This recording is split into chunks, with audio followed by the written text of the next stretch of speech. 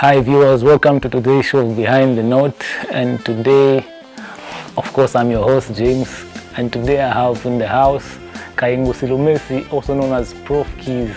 He's here to talk about everything that concerns music, keyboard, so just stay tuned and let's listen. Man, welcome to the show. Thank you very much. It's a pleasure. Thank you for coming through.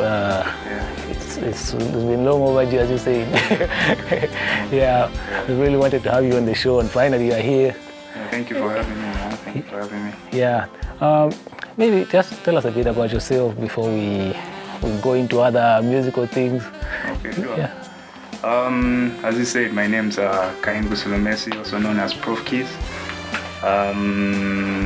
Recently just finished high school, like last year. Yeah. I know a lot of people don't know that about me. I think they just know me as one of those, those old guys. Yeah. Very young. Yeah. And I go to North Mid Assemblies of God Church there. One of the music directors sometimes when I'm around. Yeah. I'm a sessions musician. I do arrangements. Also doing a bit of production here and there. Okay. And I think that's what I can say about myself for now. So you just finished high school and you are at this level of keyboard playing. How long have you been playing? I've been playing for 9 years now. Wow. 9 years. Yes. Yeah, 9 years. So how did that start? What sparked that? Well, my uncle is a musician.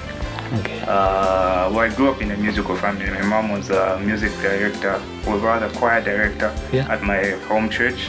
My dad used to sing in the choir back then, but I can't remember when. But my mom was music director. My uncle was a keyboard player in the church, but he was a multi-instrumentalist, so he could play almost anything. Okay. When I was a kid, when I was growing up, after school, my mom, usually on a Thursday, my mom had to go for rehearsal, and I had no choice but just to follow. Yeah, so I just used to follow here and there, and that's when the interest came in. And I remember once when, not really once, but almost all the time when I was a kid, and when my uncle was playing in front, there was always this keyboard on the other side that never used to work. So I just used to pretend, I'm the one playing. Yeah. And so that's how it started. Actually, I started on drums before I started playing keyboard. Oh. I think as a normal keyboard player, most keyboard players that I've known started off on drums. Yeah. So I started off on drums. Then after that, there was this man. I think he was a relative to the overseeing pastors that were at my local church. Yeah. Yeah, so I can't even remember his name, to be honest. That's sad.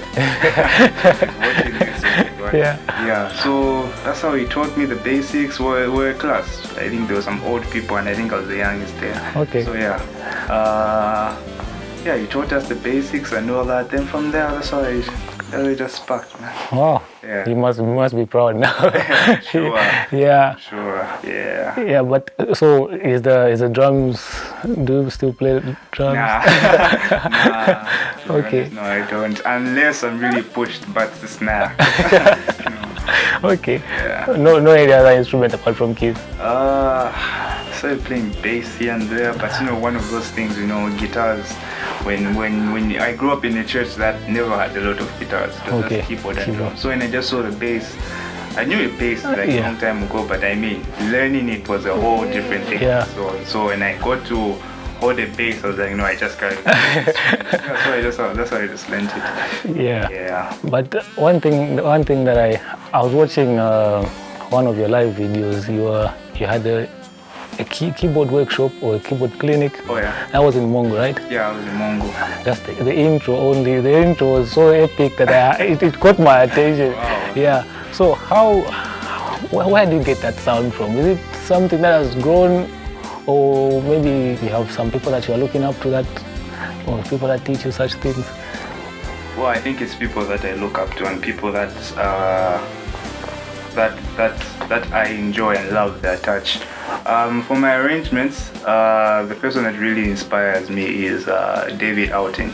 David Outing from Redcam. From Redcam. Oh yeah. That man is just, I don't know, he's just amazing. So he really inspires. I think his texture of arrangements is the one that inspired my intro for that workshop. Okay. Because I was trying to put myself in his shoes to think, saying, okay, if it was David out here, what kind of sound do we bring out for an intro? Yeah.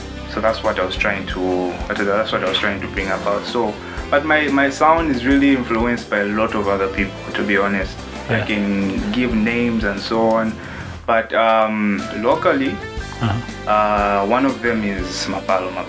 Of course, yeah. He's influenced my sound, like, I don't know, like, let me say 70% of the things that I would play would sound like something that he would play. Yeah, so I guess, yeah. Okay, and talking of the workshop, what's really the goal? What inspired that? Well, because I grew up in Mongo. Yeah.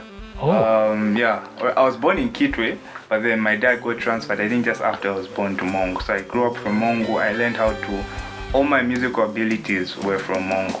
Okay. Like I developed them from Mongo. So when I left for school in 2018, I went to Chago. Yeah.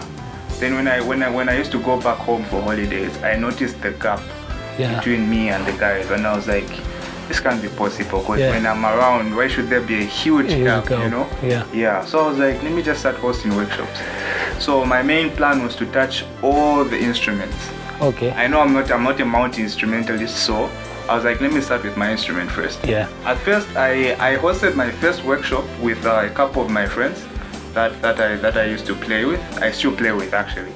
Okay. So I think that one wasn't too effective because it was a short period of time, and I wanted to cover all the instruments and like put them together, but I didn't think that was too effective.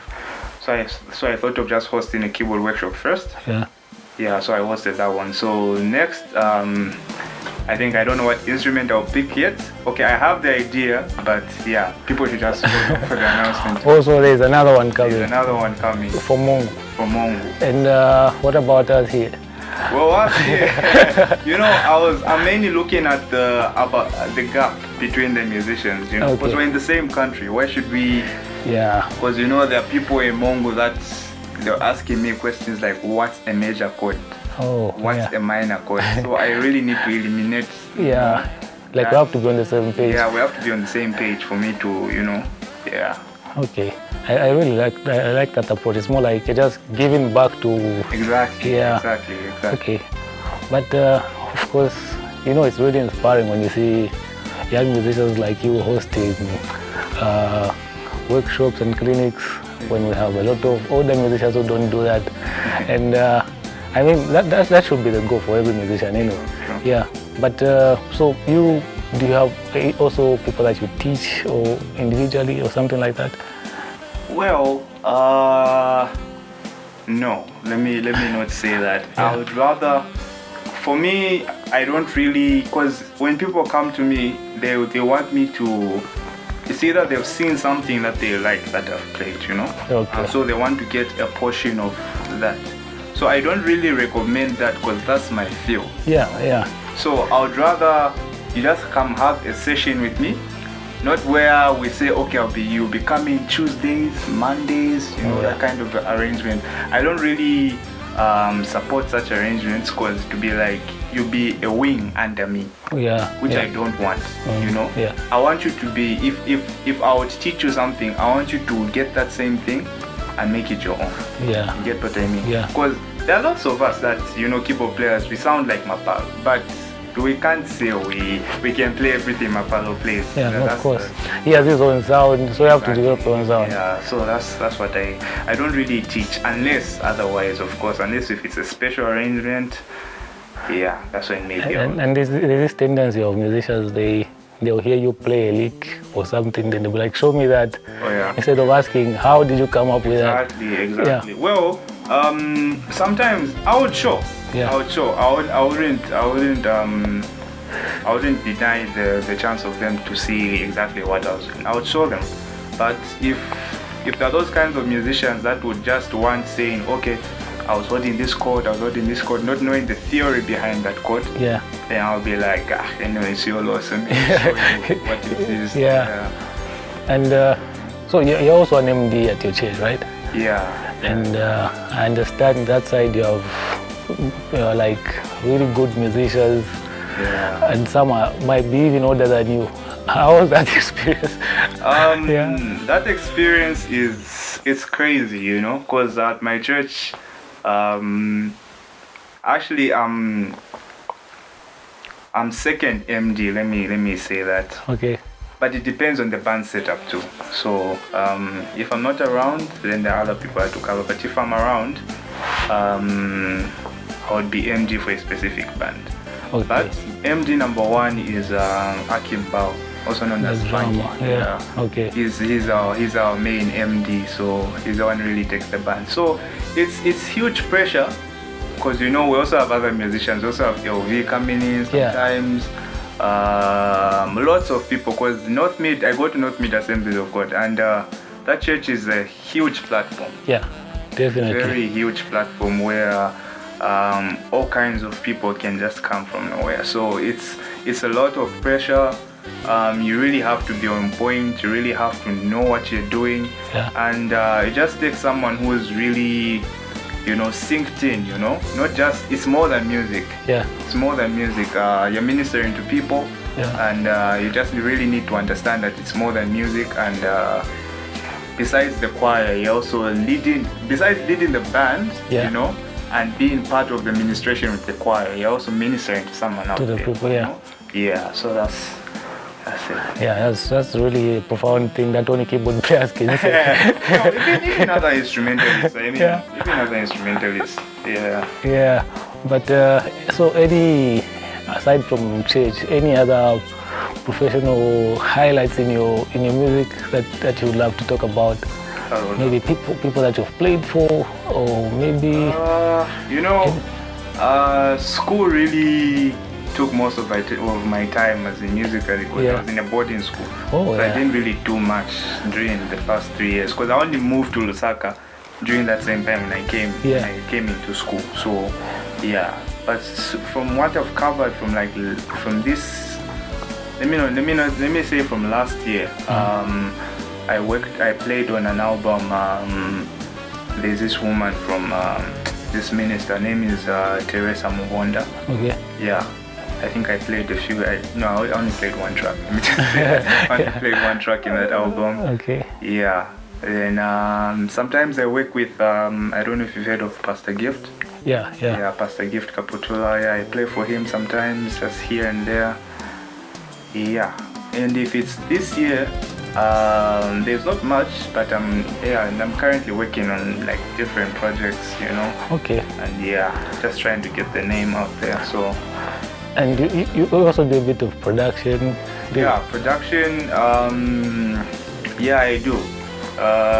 Let's say if there are producers that want me to arrange something, I don't necessarily have to go to a studio. You know, I can just work from home, because I have my equipment. I don't record people yet. Okay. I'm not a producer. I just do like bits of arrangements, and then I put production on top. But most of the production is for the covers that I do on my Instagram.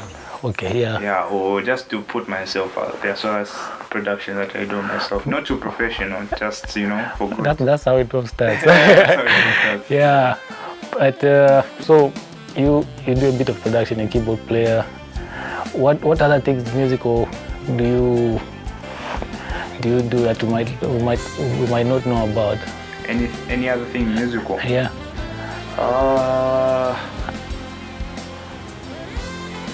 I don't know.